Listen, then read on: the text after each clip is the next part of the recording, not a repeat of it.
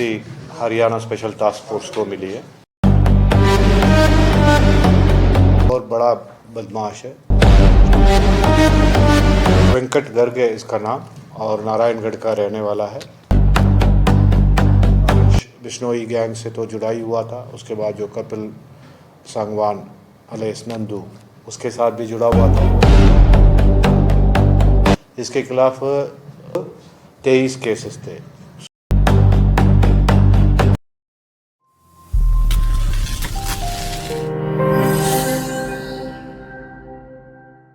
Haryana special task force ने फिर एक बड़ी कामयाबी हासिल करते हुए लॉरेंस बिश्नोई गैंग से जुड़े कुख्यात गैंगस्टर वेंकटेश को जॉर्जिया से डिपोर्ट कर भारत लाने के बाद गिरफ्तार कर लिया है। आरोपी लंबे समय से फरार चल रहा था और जिसके खिलाफ हत्या के प्रयास और लूट जैसे कई संगीन आपराधिक मुकदमे दर्ज है। एक और उपलब्धि हरियाणा स्पेशल टास्क फोर्स को मिली है। जैसे आप जानते हैं पिछले दिनों में काफ़ी जो फ्यूजिटिव्स जो बाहर है, जो हमारे बदमाश है, क्रिमिनल्स है हरियाणा के, जो विदेश में बैठ के यहाँ पे वारदातें करवा रहे थे और एक्सटॉर्शन कर रहे थे, उन लोगों को काफ़ी लोगों को हम डिपोर्टेशन और एक्स्ट्राडिशन करने में सक्षम हुए थे। तो उसी खड़ी में आज एक और बड़ा बदमाश है जो अम्बाला, यमुनानगर, पंचकुला उस एरिया में ऑपरेट करता था और नारायणगढ़ का रहने वाला था। उसको जॉर्जिया से हमारे जो टीम है, जो वसीम अकरम जो एसपी एसटीएफ और अमन जो डीएसपी एसटीएफ अम्बाला, इन्होंने स्क्वाड करके लाए हैं। और ये वेंकट गर्ग है इसका नाम और नारायणगढ़ का रहने वाला है। और यहाँ 2024 दिसंबर 10 दिसंबर 2024 को ये नकली अपने पासपोर्ट नकली कागज़ों के बेसिस पे बना रखा था। उससे वो दुबई निकल गया था। फिर दुबई से ये जॉर्जिया चला गया था। पर पता चल गया था एसटीएफ को तुरंत फरवरी 2025 में ही उसका पासपोर्ट रिवोक करवाया। उसके बाद बाकी प्रोसेसेस शुरू किए इन्होंने। जो ब्लूटून आरसीएन होता है, एलओसी होता है और डिपोटेशन की रिक्वेस्ट होती है और एक्स्ट्राडिशन प्रपोजल्स है, ये सब कुछ करा इन्होंने। वसीम अकरम ने सब कुछ कोऑर्डिनेट किया है और एसपी अम्बाला ने ये सारे जो राइटिंग है एसपी अम्बाला ने किया है।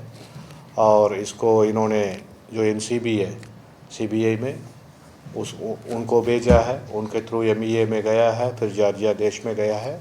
सो लगभग 1 साल लगी है और उसने अब उसका प्रॉपर एक्स्ट्राडिशन कोर्ट पे गई है उसका केस, और वहाँ से उसने अपील का भी किया है, वो रिजेक्ट करवाया है। सो इसमें काफ़ी लोगों की मेहनत है, कोऑर्डिनेशन है। सो जैसे एसटीएफ तो एक स्टार्टिंग पॉइंट है वसीम अकरम, एसपी अम्बाला ने प्रपोजल सारे जो लिखित का काम उन्होंने किया है, जो सीबीआई एनसीबी है और मिनिस्ट्री ऑफ एक्सटर्नल अफेयर्स है, इन्होंने बहुत मेहनत किया है। बहुत ऐसे भी थे कि 12-12 घंटे में उन्होंने प्रपोजल्स को थ्रू करा के उस देश में भेजने का काम किया है। मतलब नीचे से ऊपर तक विद इन अ डे सब कुछ किया है। उसके बाद जो एम्बेसी है जॉर्जिया में, उन्होंने भी बड़े इसको फॉलोअप किया है, कोर्ट में फॉलोअप किया है और वापसी में थोड़ा ट्रांसिट करना पड़ा कज़ाकिस्तान के थ्रू अलमाटी में। उन्होंने भी हमें कोऑपरेट किया है। इतने कोऑपरेशन के बाद, इतने मेहनत के बाद 1 साल बाद इसको हम एक्स्ट्राडिट करके हिंदुस्तान लाने में कामयाब हुए। नारायणगढ़ निवासी वेंकटेश साल 2017 से लॉरेंस बिश्नोई गैंग से जुड़ा हुआ था, जो कि हरियाणा के विभिन्न जिलों में गैंग के लिए सक्रिय रूप से काम कर रहा था, जिसने अंबाला, यमुनानगर, पंचकुला समेत कई स्थानों पर गंभीर वारदातों को अंजाम दिया था। पुलिस रिकॉर्ड के मुताबिक आरोपी पर हत्या के प्रयास और लूट जैसी कई संगीन घटनाएं में यह शामिल रहा।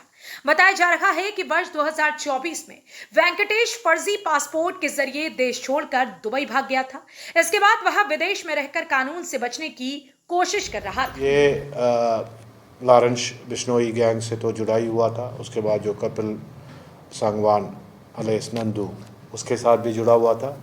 इसके खिलाफ जब गया था यहाँ से तब 23 केसेस थे, सो इंक्लूडिंग वन मर्डर, जो बनारसी दास करके एक बीएसपी लीडर थे नारायणगढ़ के, उनका मर्डर था। और उसके अलावा 6-7 इसके खिलाफ अटेम्प्ट टू मर्डर केसेस थे और रॉबरी केसेस 3-4 थे और हर्ट केसेस काफ़ी थे, आर्म्स एक्ट भी थे। सो 23 केसेस थे।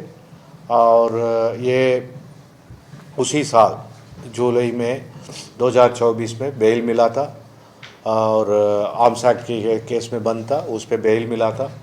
बेल के बाद ये दिसंबर में भाग गया था। सो वहाँ बैठ के काफ़ी लोगों को कॉल किया था, एक्सटॉर्शन की कोशिश कर रहा था, एक्सटॉर्शन किया भी था और कुछ फायरिंग्स भी करवाए हैं। कुछ अभी जितना इन्होंने 3-4 दिन बिताए वहाँ उसके साथ वहाँ पे जॉर्जिया में, उस पर जो बातें बताई है उसके मुताबिक इसने 1-2 फायरिंग भी करवाई है, मर्डर भी करवाई है वहाँ बैठे बैठे। सो अभी रिमांड लेके जब पूछताछ करेंगे तो विस्तार से पता चलेगा ये और क्या क्या वारदातें यहाँ वहाँ बैठ के इसने करवाया है। वेंकटेश की गिरफ्तारी को हरियाणा एसटीएफ की बड़ी उपलब्धि माना जा रहा है। फिलहाल एसटीएफ की टीम आरोपी से गहन पूछताछ में जुटी हुई है। उम्मीद है कि पूछताछ के दौरान कई महत्वपूर्ण खुलासे हो सकते हैं, लेकिन देखने वाली बात यह होगी कि रिमांड के दौरान आरोपी कितनी वारदातों का खुलासा करता है और एसटीएफ द्वारा आगामी कार्यवाही क्या अमल में लाई जाती है। हरियाणा वरदान के लिए सोहना से संवाददाता विशाल राघव की रिपोर्ट। देश व प्रदेश की खबरों को सबसे पहले देखने के लिए हरियाणा वरदान चैनल को सब्सक्राइब करें, लाइक करें व शेयर करें।